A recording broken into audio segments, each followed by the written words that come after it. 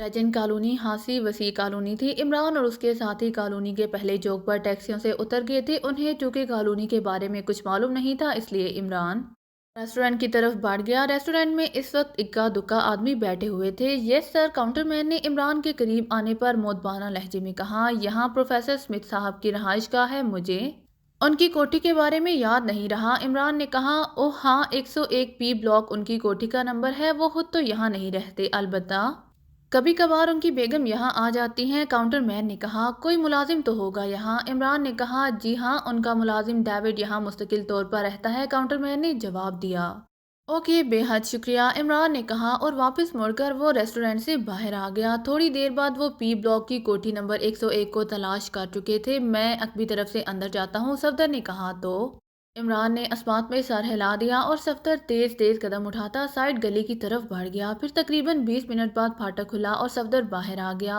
ओ आओ, इमरान ने सफदर को देखकर कहा। तो सब साथी तेजी से आगे बढ़ने लगे। इमरान साहब, अंदर एक मुलाजिम है, उसे मैंने बेहोश कर दिया है, यहाँ और कोई नहीं है। सफदर ने कहा, चलो इस मुलाजिम से पूछ लेते हैं, शायद ये इनका कोई और ठिकाना जानता हो। इमरान ने कहा और फिर एक एक करके वो सब कोठी में दाखिल हो गए। यहाँ अभी थोड़ी देर पहले कोई औरत मौजूद रही है। अचानक जूलिया ने एक कमरे में दाखिल होते हुए कहा, बल्कि एक नहीं, दो अफराद थे। ये देखो, शराब की खाली बोतल के सामने दो जाम पड़े हैं, एक जाम पर लिपस्टिक के निशानात भी हैं। इमरान ने कहा, इसका मतलब है कि एक औरत और एक मर्द यहाँ रह रहे थे। सालिहा ने कहा, मुझे तो औरत की महसूस खुशबू महसूस हुई है। ये लिपस्टिक वाली बात तो बहरहाल तुमने चेक की है। जूलिया ने कहा, अगर मैं खुशबू की बात कर देता तो तुमने मुझे अभी गोली मार देनी थी, इसलिए मजबूरन मुझे इस निशान का कहना पड़ा है। इमरान ने कहा तो सब बेख्तियार हंस पड़े, हता के जूलिया भी हंस पड़ी थी। इस मुलाजिम को यहाँ लाकर भान दो, अब ये बताएगा। इमरान ने कहा तो थोड़ी देर बाद सफदर एक बेहोश नौजवान को कांधे पर उठाए अंदर दाखिल हुआ। उसने उसे एक कुर्सी पर डाल दिया।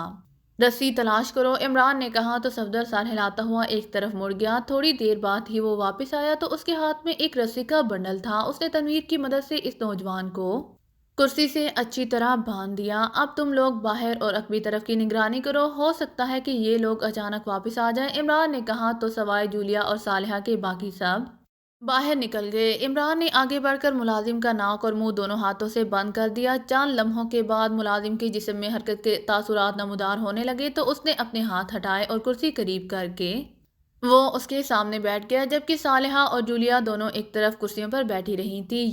ये क्या क्या मतलब? मुलाजिम ने होश में आते ही इंतहाई हैरत भरे लहजे में रुक रुक कर कहा, तुम्हारा नाम डेविड है और तुम प्रोफेसर स्मिथ के मुलाजिम हो? इमरान ने कहा, हाँ हाँ, मगर तुम कौन हो? ये क्या मतलब? तुम अंदर कैसे आ गए? तुमने मुझे क्यों बांधा है? डेविड ने अब पूरी तरह संभले हुए लहजे में कहा, मादाम बारबरा यहाँ आई थी, वो कहाँ गई है? इमरान ने इस बार सर्द लहजे में कहा, बारबरा? वो कौन है? यहाँ तो कोई बारबरा ना रहती है और ना आई है। डेविड ने कहा। तो इमरान फौरन समझ गया कि वो कोई आम मुलाजिम नहीं है, बल्कि वो तरबियत याफ्ता आदमी है। यहाँ कौन रहता है? इमरान ने कहा, यहाँ प्रोफेसर स्मिथ और उनकी बेगम एंजेला रहती हैं। डेविड ने जवाब दिया, अभी थोड़ी देर पहले यहाँ एक मर्द और एक औरत मौजूद थी। वो लोग कौन थे? इमरान ने कहा, मादाम एंजेला और इनका एक रिश्तेदार था, वो 1 घंटा पहले यहाँ से चले गए हैं। डेविड ने जवाब दिया।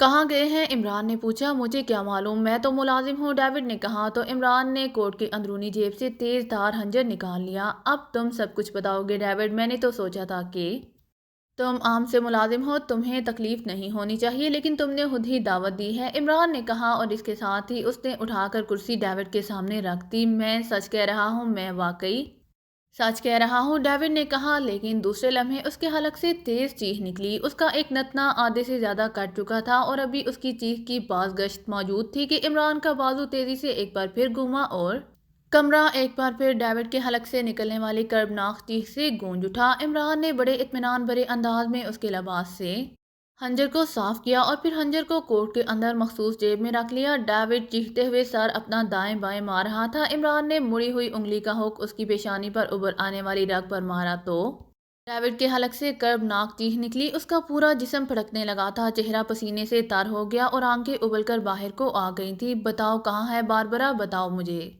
इमरान ने घर्राते हुए कहा। मम मुझे नहीं मालूम, मैं किसी बारबरा को नहीं जानता, डेविड ने इंतहाई कर्बनाक लहजे में कहा। तो इमरान ने उसकी दूसरी उभरी हुई रग पर जरब लगाई और इस बार तो डेविड की हालत اس قدر بگڑ گئی کہ اس کا منہ چیخ مارنے کے لیے کھلا ضرور، لیکن وہ چیخ اس کے منہ سے نکل نہ سکی۔ اس کی آنکھیں پھیل گئی تھیں اور چہرہ حد سے زیادہ بگڑ گیا تھا۔ بتاؤ کہاں ہے باربرا؟ عمران نے گراتے ہوئے کہا۔ مادام اپنے ساتھی ڈیسن کے ساتھ چلی گئی ہے، ڈیسن کے ساتھ چلی گئی ہے۔ ڈیوڈ کے منہ سے اس انداز میں الفاظ نکل رہے تھے جیسے وہ لاشعوری طور پر بول رہا ہو۔ ڈیسن کا فلیٹ کہاں ہے؟ عمران نے پوچھا۔ مجھے نہیں معلوم، میں تو کمرے کے قریب سے گزر رہا تھا کہ میں نے ان کی بات سن لی تھی، ڈیوڈ نے اسی طرح لاشعوری انداز میں کہا۔ باربرا کا حلیہ کیا ہے؟ عمران نے پوچھا تو ڈیوڈ نے تفصیل سے اس کا حلیہ بتا دیا۔ پھر عمران کے پوچھنے پر ڈیوڈ نے ڈیسن کا حلیہ بھی بتا دیا۔ عمران نے چند سوالات کر کے ان دونوں کے لباسوں کے بارے میں معلومات حاصل کر لیں۔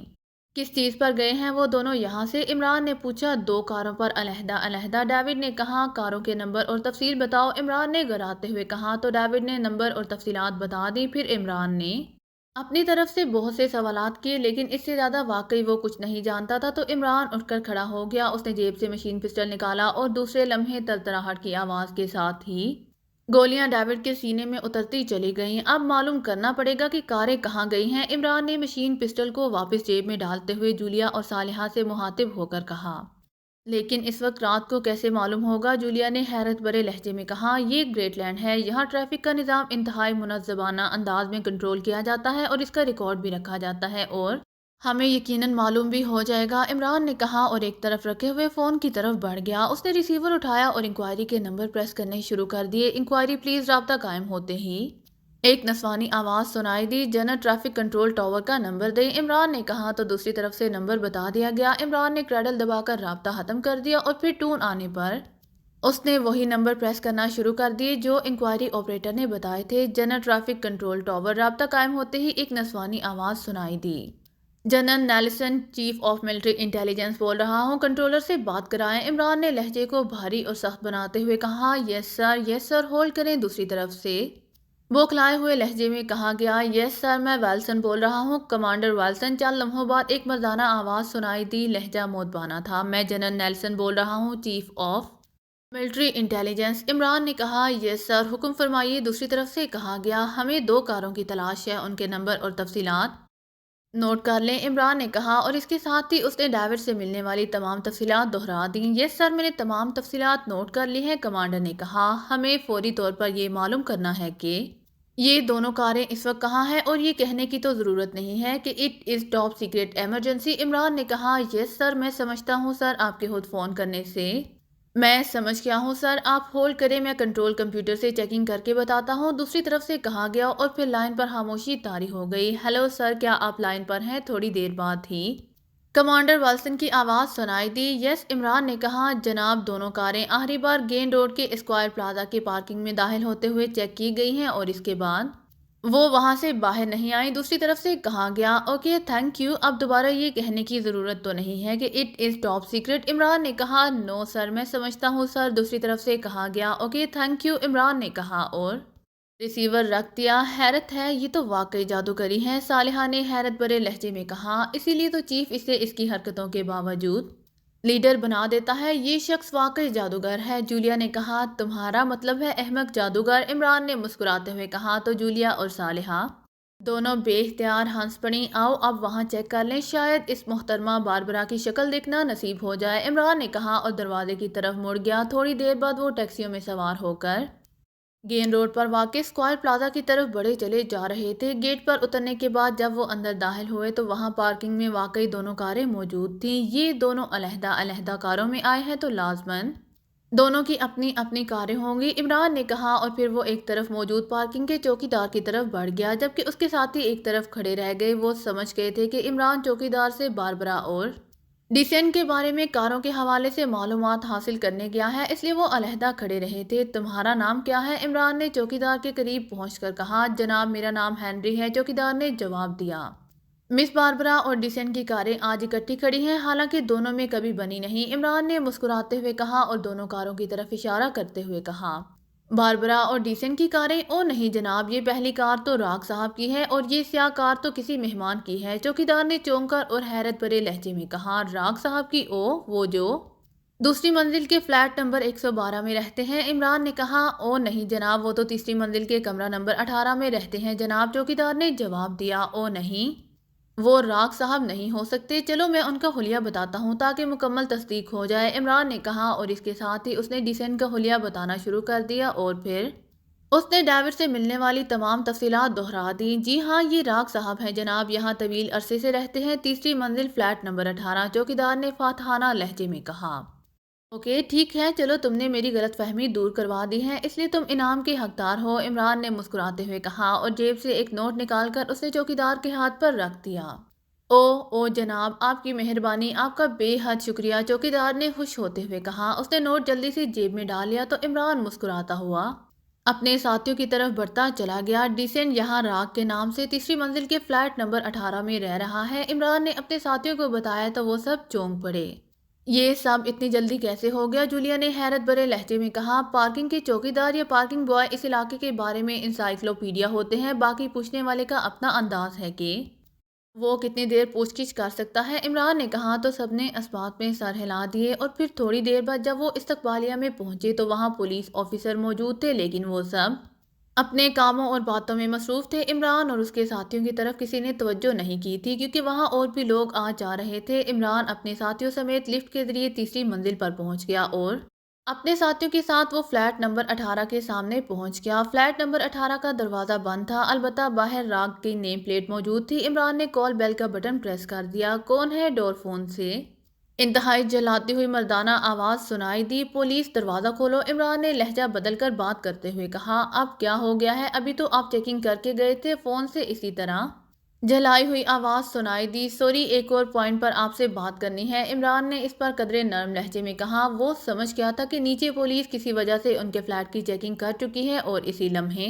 دروازہ کھلا اور عمران تیزی سے دروازے میں موجود آدمی کو دھکیلتا ہوا اندر داخل ہوا۔ اس کے ساتھ ہی اس کا بازو گھوما اور وہ آدمی چیختا ہوا اچھل کر نیچے گرا ہی تھا کہ عمران کے ساتھی تیزی سے اندر داخل ہوئے اور پھر وہ دوڑتے ہوئے اندر کی طرف بڑھ گئے۔ اس آدمی نے نیچے گرتے ہی تڑپ کر اٹھنے کی کوشش کی، لیکن عمران کی لات بجلی کی تیزی سے حرکت میں آئی اور اٹھتا ہوا آدمی ایک بار پھر چیخ مار کر نیچے گرا اور ساکت ہو گیا۔ فلیٹ خالی ہے، اسی لمحے جولیا نے واپس آ کر کہا تو عمران چونک پڑا۔ فلیٹ خالی ہے؟ وہ باربرا کہاں گئی؟ اس کی کار تو نیچے پارکنگ میں موجود ہے، عمران نے حیرت بھرے لہجے میں کہا۔ عورت کی مخصوص خوشبو تو اس سامنے والے بیڈ روم میں موجود ہے، لیکن کمرہ خالی ہے، عمران نے جواب دیا۔ تو عمران تیزی سے دوڑتا ہوا اس کمرے کی طرف بڑھ گیا۔ اس نے خود دروازے میں داخل ہوتے ہوئے ایک عورت کی جھلک اس کمرے میں دیکھی تھی، لیکن ظاہر ہے وہ اس آدمی کو کور کیے بغیر اندر نہیں جا سکتا تھا، اور اب جولیا کہہ رہی تھی کہ کمرہ خالی ہے۔ کمرے میں داخل ہو کر وہ تیزی سے گھوما اور تیزی سے باتھ روم کی طرف بڑھ گیا۔ میں نے چیک کر لیا ہے، باتھ روم خالی ہے، جولیا نے کہا۔ تو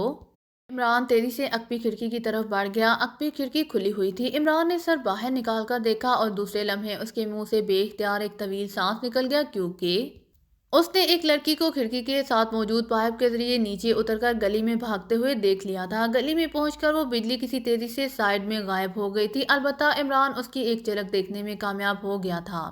بڑی پرتیلی اور تیز لڑکی ہے، عمران نے سر واپس کرتے ہوئے کہا۔ کون؟ کس کی بات کر رہے ہو؟ جولیا نے چونک کر کہا۔ صالحہ، تم اور صفدر واپس جاؤ، وہ باربرا پائپ کے ذریعے فرار ہو کر عقبی گلی میں پہنچی ہے، وہ لازماً پارکنگ میں جائے گی اپنی کار حاصل کرنے، عمران نے کہا تو صالحہ جو جولیا کے ساتھ کھڑی تھی تیزی سے مڑی اور کمرے سے باہر نکل گئی۔ تو وہ اس کھڑکی سے نکل گئی ہے، واقعی انتہائی تیز ہے، جولیا نے تحسین آمیز لہجے میں کہا۔ بلی بننا آسان نہیں ہوتا مس جولیا، عمران نے مسکراتے ہوئے کہا، اور وہ بھی تم جیسے چوہے کی، جولیا نے ترکی بہ ترکی جواب دیا تو عمران اس کے اس خوبصورت فکرے پر بے اختیار کھلکھلا کر ہنس پڑا، اور پھر وہ دونوں ہی واپس اس کمرے میں آ گئے جہاں راگ بے ہوش پڑا ہوا تھا۔ لگژری فلیٹ کیونکہ ساؤنڈ پروف تھا، اس لیے عمران کو یہ فکر نہیں تھی کہ یہاں ہونے والی کارروائی کا کسی کو علم ہو سکے گا، اس لیے وہ پوری طرح مطمئن تھا۔ عمران کے ساتھی وہاں اس کمرے میں موجود تھے۔ وہ باربرا عقبی کھڑکی سے نکل گئی ہے، تنویر نے منہ بناتے ہوئے کہا۔ ہاں، عمران نے مختصر سا جواب دیا۔ اس کا کیا کرنا ہے؟ چند لمحوں کی خاموشی کے بعد تنویر نے اس آدمی کی طرف اشارہ کرتے ہوئے پوچھا۔ صالحہ اور صفدر کو آج جانے دو، پھر اس کے بارے میں سوچیں گے، ویسے اسے اٹھا کر اندر کرسی پر ڈال دو اور کسی رسی یا کسی پرانے کپڑے سے اچھی طرح باندھ دو، عمران نے کہا تو تنویر اور کیپرشکیل دونوں تیزی سے حرکت میں آ گئے۔ تھوڑی دیر بعد دروازہ کھلا تو صالحہ اور صفدر اندر داخل ہوئے۔ صفدر نے دروازہ بند کر کے اسے لاک کر دیا۔ وہ پارکنگ میں نہیں آئی، کار ویسے ہی کھڑی ہے، ہم نے اسے عقبی گلی تک تلاش کر لیا ہے، صفدر نے رپورٹ دیتے ہوئے کہا۔ اب یہاں پوچھ گچھ نہیں ہو سکتی، وہ پولیس کو بھی فون کر سکتی ہے اور یہاں کی انتظامیہ کو بھی اب اسے اٹھا کر لے جانا پڑے گا، عمران نے کہا۔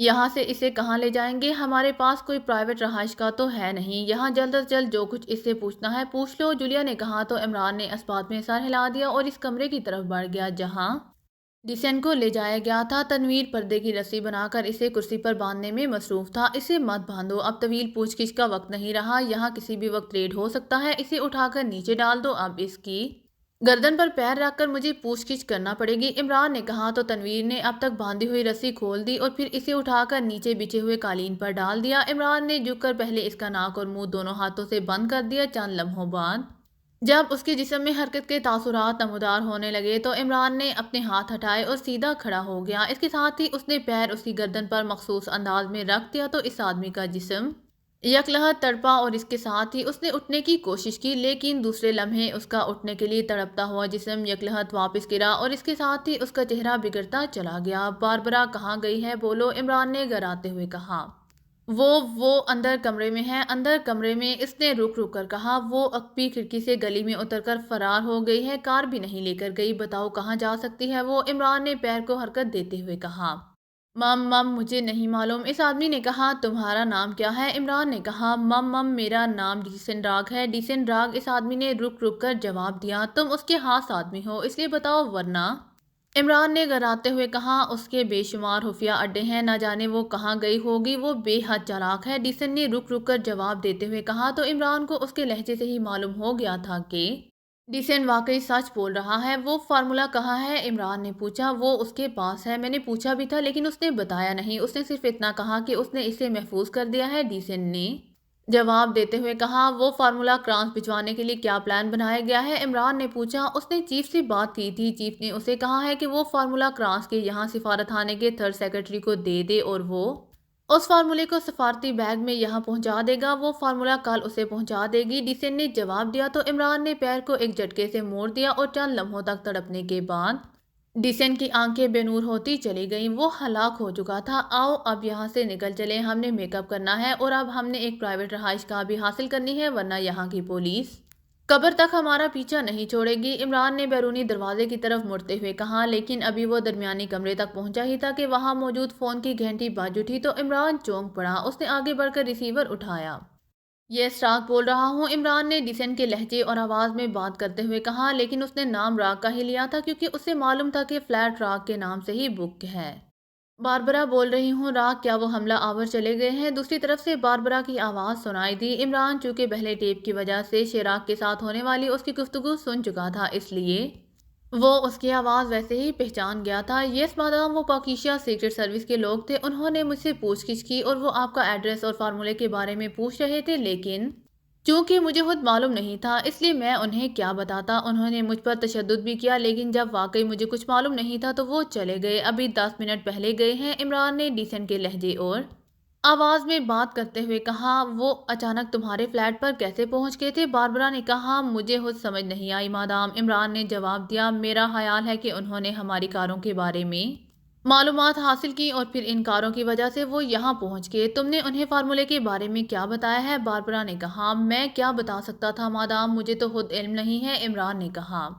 کرانس پہنچنے کے بارے میں؟ باربرا نے کہا۔ مادام نہ انہوں نے اس بارے میں کچھ پوچھا اور نہ میں نے کوئی بات کی، عمران نے جواب دیتے ہوئے کہا۔ ٹھیک ہے، اب تم وہیں رہو گے، ہو سکتا ہے کہ وہ باہر موجود ہوں، دوسری طرف سے کہا گیا۔ آپ کہاں سے کال کر رہے ہیں؟ عمران نے کہا۔ پبلک فون بوتھ سے، دوسری طرف سے کہا گیا، اور اس کے ساتھ ہی رابطہ ختم ہو گیا تو عمران نے جلدی سے کریڈل پر ہاتھ رکھا اور پھر تیزی سے ایکسچینج کا مخصوص نمبر ڈائل کرنا شروع کر دیا۔ یس سینٹرل ایکسچینج، ایک نسوانی آواز سنائی دی۔ General Nelson, chief of military intelligence بول رہا ہوں، ایک فون نمبر نوٹ کرو، اس نمبر پر ابھی چند لمحے پہلے کال کی گئی ہے، مجھے یہ معلوم کرنا ہے کہ اس نمبر پر کہاں سے کال کی گئی ہے، عمران نے بھاری لہجے میں کہا اور اس کے ساتھ ہی ڈیسن کا فون نمبر دہرا دیا جو فون کے اوپر لکھا ہوا تھا۔